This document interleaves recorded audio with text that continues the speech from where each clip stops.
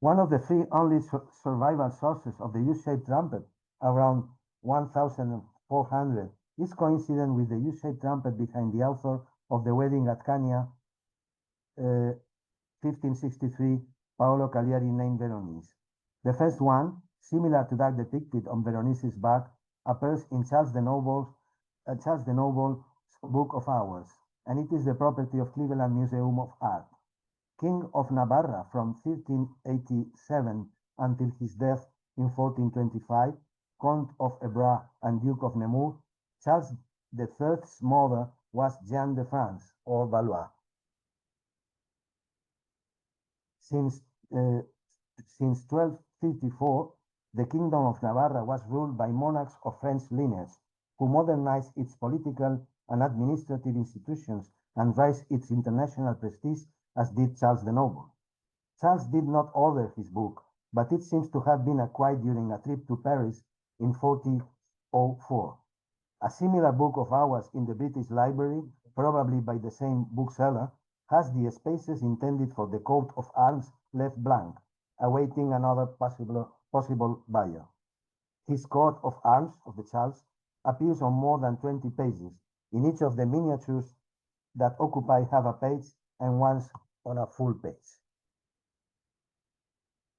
Charles III was called the Noble for his diplomatic qualities, a role he frequently played as a young man at the French court, where he was sent by his father.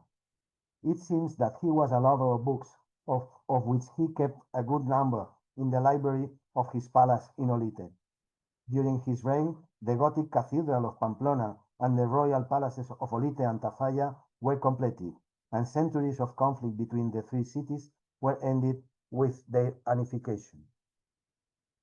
The book we are dealing with measures 20 by 14 centimeters and consists of 334 plates numbered by page up to 668, colored with brown, red, blue, and purple ink, while the illustrations are painted with tempera and gold.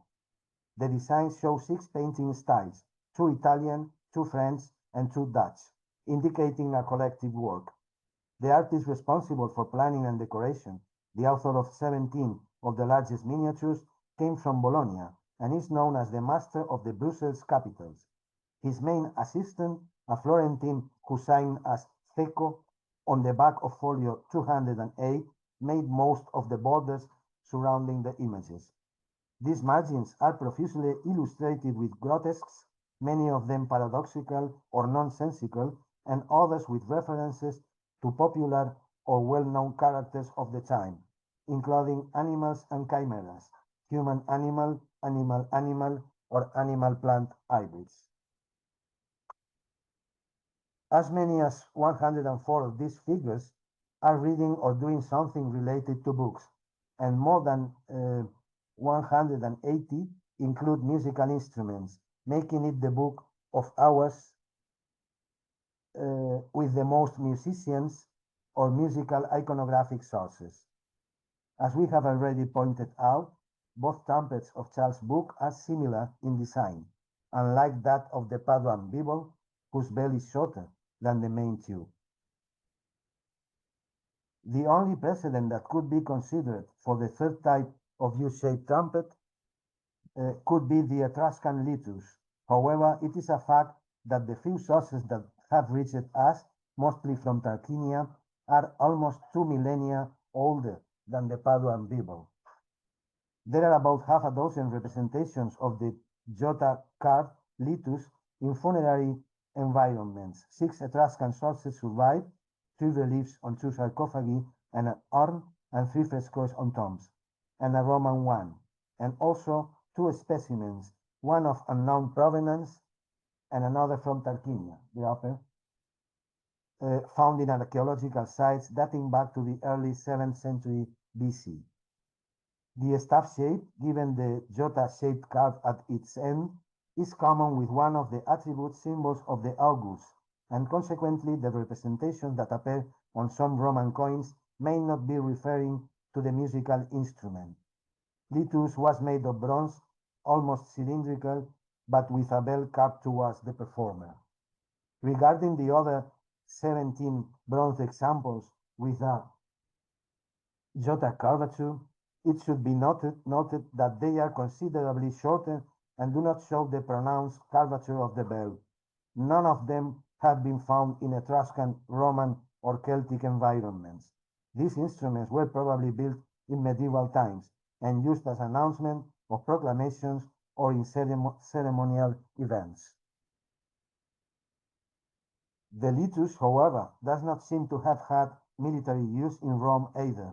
In Etruscan funerary context, it seems to be more associated with funerals or religious, political, or civic ceremonies, and the only two reliefs from the Roman period show the instrument in the hands of civilians.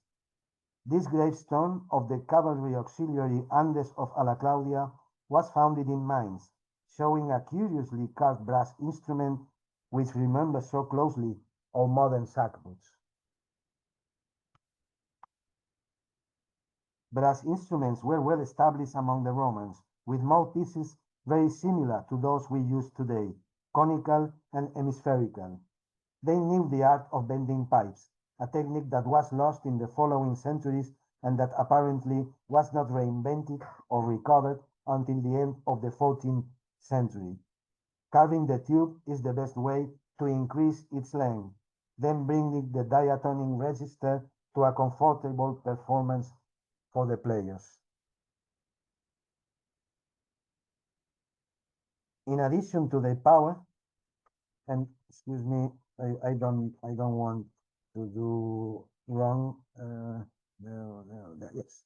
In addition to the power, and given the acoustic limitations of the design of brass instruments without mechanisms, they were probably linked during the Middle Ages to military environments or celebrations by nobles or the social elites. There are no indications that they were integrated into purely musical environments or accompanying voices until the Renaissance.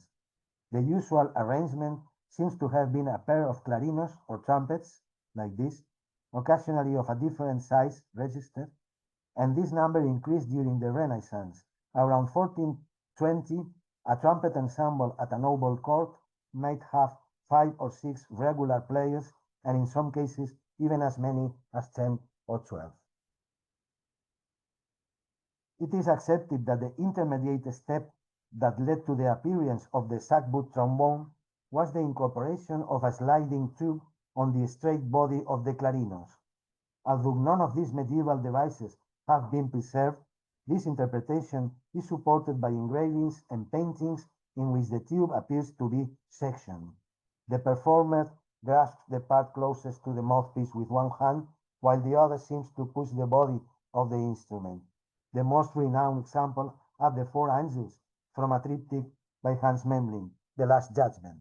This is 1, this is 2, this is 3, and the other one I don't remember where it is, but there are 4.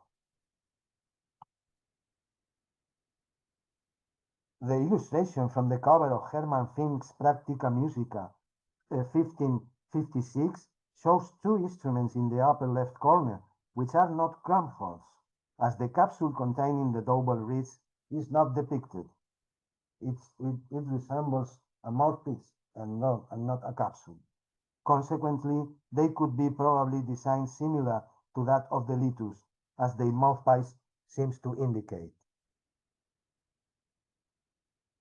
We can find a litus-type instrument in the allegory of Gluttony and Lust by Hieronymus Bosch, and a shoulder trombone painted over the organ case of St. John the Baptist Cathedral in Perpignan, around 1504. This pretty depiction of 2 shoulder trombones was painted by the Czech painter monk Siart Nosicki in 1732. Siart was born in 1693 and died in 1753. It is a trompe-l'oeil frescoe of the monastery of Strahov, near Prague. This is a self-portrait of this monk, painted monk, which we see Next, we can appreciate the terrific Strachov theological hall, Noseki self-portrait. Excuse me. Terrific, really. If he painted this, this is the self-portrait of Noseki, can be appreciated here. It's the same. This is in black and white, and this is in color.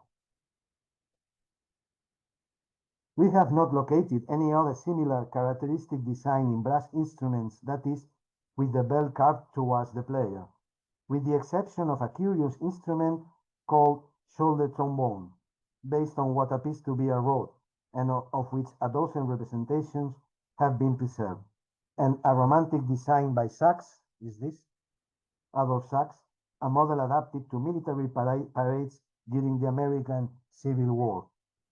On the other hand, and as a counterpart, the limitation to the triad, in addition to powerful sound, was also decisive due to its usefulness for the emission of unmistakable signals in naval, war, and military environments. The things accompanying musical sources from the early Quattrocento showed that the brass melodies consisted of designs entirely based on the triad. However, it seems that around 14 and 30, some performers were already able to reach beyond the eighth harmonic. Excuse me, yes.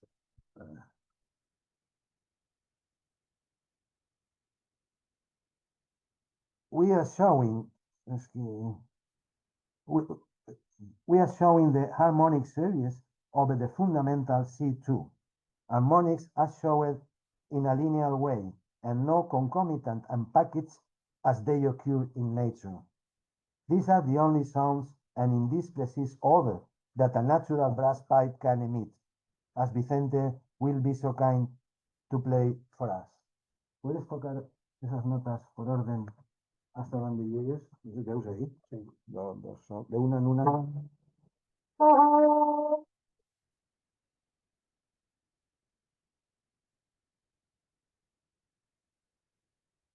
He can go. Bueno. Okay, just a minute. Esta ya la podemos pasar.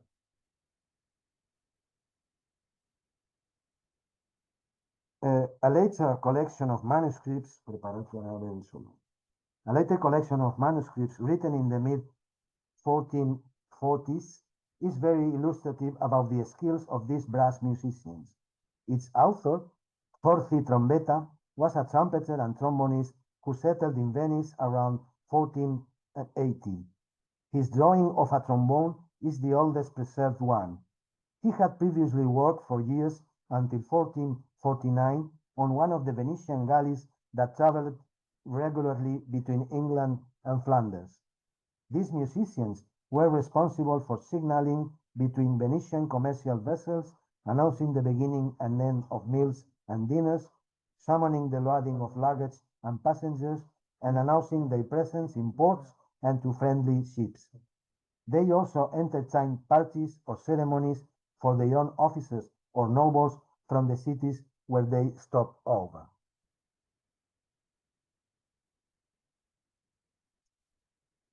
Jorge Trombetta transcribed some of the pieces heard there and added counterpoint to some of them, probably for his own interpretation.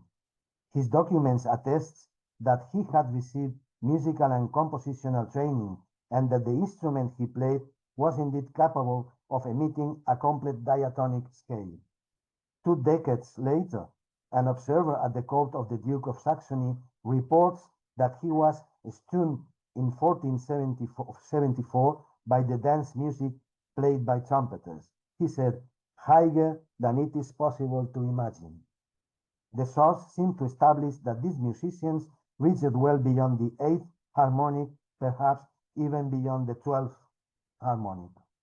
These practices could be considered as the precedent of the future clarino technique, later used until the end of the 18th century.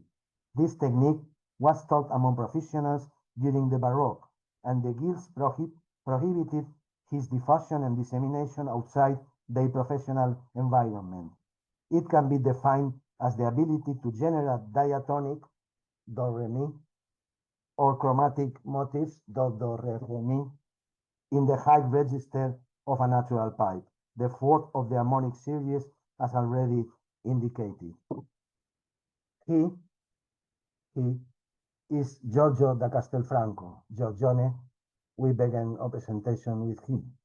The missing painter who was the protagonist of the original concert in Veronese's wedding at Cagna, contemplating his own pending funeral mass in a silent attitude. He was a competent and renowned lutenist.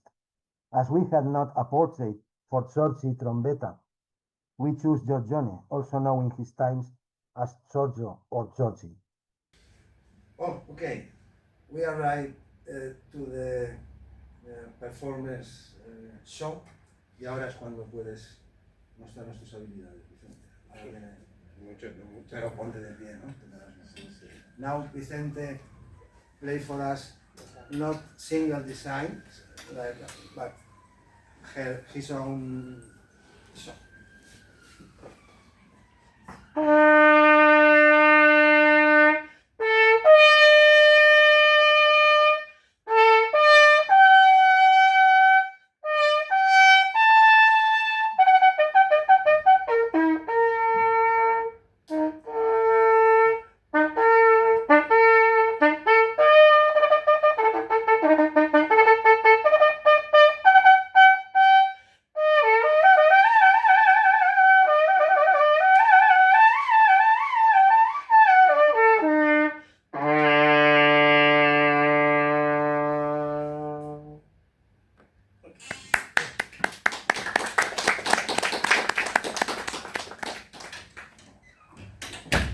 The third trumpet appears at the Paduan Bible, the only illustrated Bible that survives from the Italian Gothic. This trumpet is a different specimen from those of Charles the Noble, since the length of the bell tube is clearly shorter than the main tube. This is the type of medieval U-shaped trumpet that seems to fit the instrumental prototype that the liturgy represented for Etruscans and perhaps for the Romans. Paduan Bible has been divided into two fragments since the 16th century. One is in the Accademia dei Concordi in Rovigo and another in the British Library, the one that concerns us here. Likewise, the two oldest direct representations of a literary workshop, I told you earlier, are that of Johann Christoph Weigel the Older and that which appears in the French Encyclopedia. However, we believe that the oldest is that which appears on the same plate before the third source. We are dealing with the U-shaped trumpet of the Paduan Bible.